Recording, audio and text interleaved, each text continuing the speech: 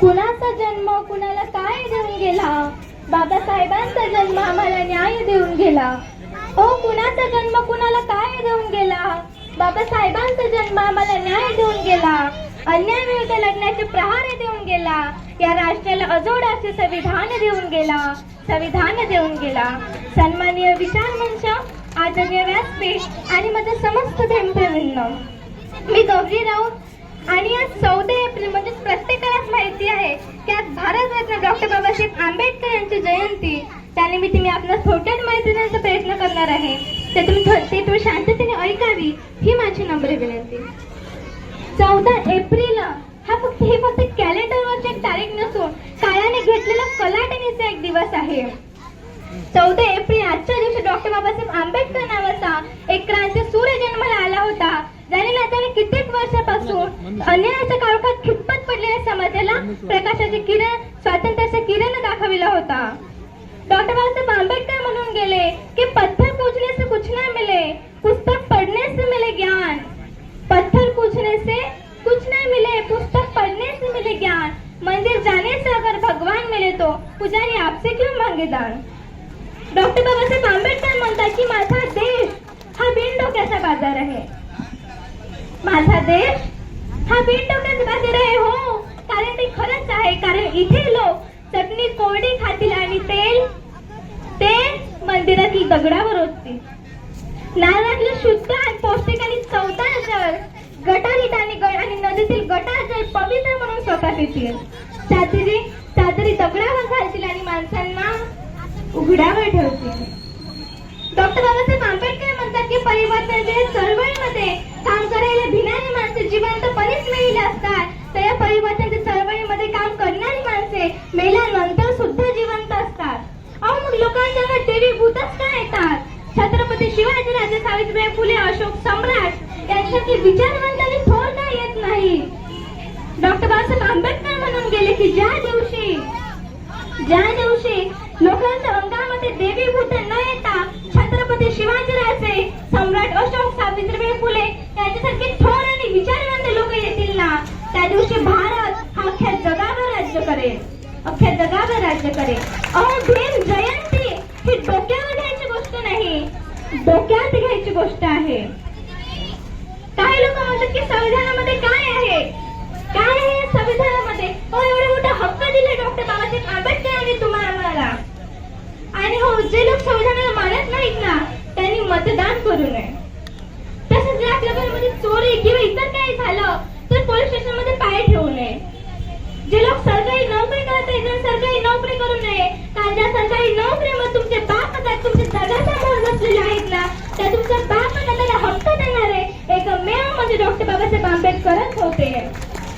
आणि तरी सुद्धा संविधानाने आपल्याला काय दिलं तर मला एक सांगा की आकाशाची उंची मोजण्यासाठी तुमच्याकडे माप आहे का. आकाशाची उंची मोजण्यासाठी तुमच्याकडे माप आहे का. समुद्राची पातळी मोजण्यासाठी तुमच्याकडे माप आहे का. अहो, नवीन संविधान लिहिण्यासाठी तुमच्याकडे LLB, MA, MS झालेलं बाप आहे का. अहो, नवीन संविधान लिहिण्याची तुमची कोणाची औकात आहे का. तर सुद्धा संविधानाने आपल्याला काय दिलं ते मला मग अजून एक सांगा की मंदिरात जो पुजारी असतो ना, तो पुजारी कोणाच्या हाताखाली का आहे. हो, मंदिरात जो पुजारी असतो ना, तो पुजारी कोणाच्या हाताखाली आहे. पुजारी हा ट्रस्टीच्या हाताखाली आहे. मग ट्रस्टी कोणाच्या हाताखाली आहे. ट्रस्टी हा सरकारच्या हाताखाली आहे. मग सरकार कोणाच्या हाताखाली आहे. सरकार हे राज्य सरकारच्या हाताखाली आहे. मग राज्य सरकार कोणाच्या हाताखाली आहे. तर राज्य सरकार केंद्र सरकारच्या हाताखाली आहे. मग केंद्र सरकार कोणाच्या हाताखाली आहे. तर केंद्र सरकार संसदेच्या हाताखाली आहे. मग संसद कोणाच्या हाताखाली आहे. तर संसद राष्ट्रपतीच्या हाताखाली आहे. आणि राष्ट्रपती कोणाच्या हाताखाली आहे. राष्ट्रपती संविधानाच्या हाताखाली आहे. आणि मला असं वाटतं की मलाच नाही तर अख्ख्या जगाला दिसत आहे की त्या पुजाऱ्याकडे नीट निरखून बघा, संविधान कोणाच्या हातात आहे. मला वाटते या उत्तर प्रत्येकालाच मिळालंय. मग सांगा, संविधान कोणाच्या हातात आहे. डॉक्टर बाबासाहेब आंबेडकरांच्या हातात संविधान आहे. म्हणून म्हटले की कदम ऐसे चलो की निशान बन जाए, काम ऐसे करो की पहचान बन जाए. कदम ऐसे चलो की निशान बन जाए, काम ऐसे करो कि पहचान बन जाए. वरना जिंदगी तो यहाँ हर कोई जीता है, जिंदगी वे और कोई जी लेता है, मगर जिंदगी ऐसी जियो कि एक पहचान बन जाए, एक मिसाल बन जाए.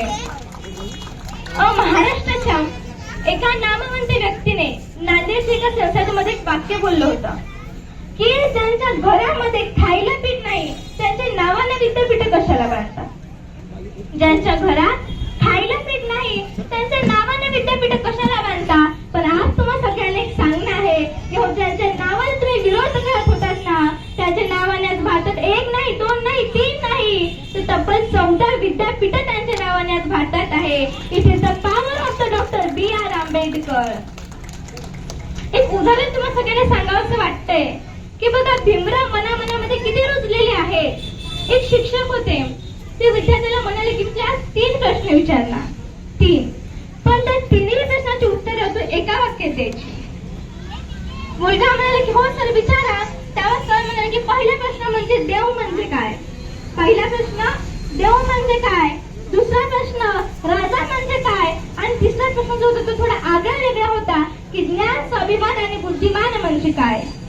त्यावर तो मुलाची उत्तरे बघा किती गोड आहे. त्यावर तो मुलगा म्हणाला की सर तुम्हाला पहिला प्रश्न विचारलात की देव म्हणजे काय, त्याचं एका वाक्यात उत्तर म्हणजे आई. तुम्हाला दुसरा प्रश्न विचारलात की राजा म्हणजे काय, त्याचं एका वाक्यात उत्तर म्हणजे शिवराय.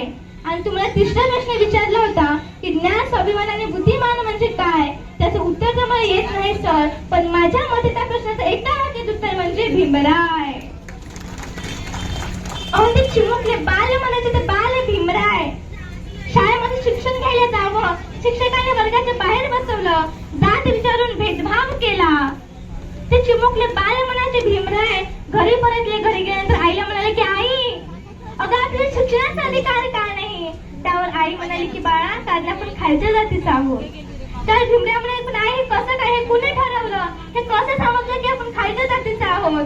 त्यावर आई म्हणाले की बाळा कुठल्या तरी पुस्तकात लिहिले. तर भीमराय म्हणाले काय पण पुस्तकामध्ये चुकत सुद्धा लिहिलं असू शकतं. आई मला जर कधी संधी मिळाली ना तरी मी ते पुस्तक बदलून टाकले आणि असं पुस्तक लिहिल की ज्यामध्ये माणूस माणूस समान असेल, कुठलाही भेदभाव नसेल, उंच नीच नसेल, आणि त्या पुस्तकाचे नाव म्हणजे भारतीय संविधान आहे. हो, परिस्थिती माणसाला घडवतही नाही आणि परिस्थिती माणसाला बिघडवतही नाही. माणूसच परिस्थिती घडवतो आणि माणूसच परिस्थिती बिघडवतो. मग आता तुम्हीच सांगा ना की डॉक्टर बाबासाहेब आंबेडकर यांचे वडील काही करोडपती होते का. सतत पुस्तक विकत घेऊन देत नव्हते त्यांना पोराला. शिक्षणाची आवड आहे पण नाही घेऊन देत आहेत. एक वेळ स्वतः उपास राहायचे पण पोराला पुस्तक घेऊन द्यायचे. आणि हो, डॉक्टर बाबासाहेब आंबेडकरांचा सर्वात महत्वाचा गुण माहिती आहे का तुम्हाला, तर तो म्हणजे हा की त्यांनी आपल्या आयुष्यामध्ये वाचलेलं पुस्तक ते परत कधीही विसरत नव्हते. एवढी बुद्धिमत्ता त्यांच्याकडे, ते काय वरतून आली आहे. हो, दिलेच असेल त्यांना देवाने जास्त, पण नाही. ते म्हणतात की मी कमावली पण कशी कमावली, माझ्या परिस्थितीतून कमावली. माझ्या वडिलांची एवढी परिस्थिती नव्हती की मला पुस्तक विकत घेऊन द्यावं, त्यामुळे आता हे पुस्तक माझ्या हाती लागले. पुन्हा उभं आयुष्यात हाती येईल की नाही मला माहित नाही, त्यामुळे आताच असं वाचूया की पुन्हा वाचायची गरज पडणार नाही. आणि म्हणून म्हटलंय की कुराण कहता है की तुम मुसलमान बनो, बाइबल कहता है कि तुम ईसाई बनो. हो, कुराण कहता है कि तुम मुसलमान बनो, बाइबल कहता है कि तुम ईसाई बनो, भगवत गीता कहते है कि तुम हिंदू बनो, लेकिन हमारे बाबा साहेब का संविधान कहता है कि तुम इंसान बनो. अधिक शब्दांचा सहारा न घेता मी इथेच रजा घेते. शेवटी जाता एक छोटंसं सांगून जाणार की मैं हिंदू हूँ तू मुस्लिम है, मैं हिंदू हूँ तू मुस्लिम है दोनों इंसान. ला मैं तेरी गीता पढ़ लूं तू पढ़ ले कुरान, ला मैं तेरी गीता पढ़ लूं तू पढ़ ले कुरान. आज इस भीम जयंती के अवसर पर है बस मेरा एक ही अरमान, आज इस भीम जयंती के अवसर पर है बस मेरा एक ही अरमान. एक थाली में खाना खाए सारा हिंदुस्तान, एक थाली में खाना खाए सारा हिंदुस्तान. जय भीम, जय श्रीराम. धन्यवाद बाळा. सर, ही फक्त एक झलक होती. काल वेशभूषा स्पर्धा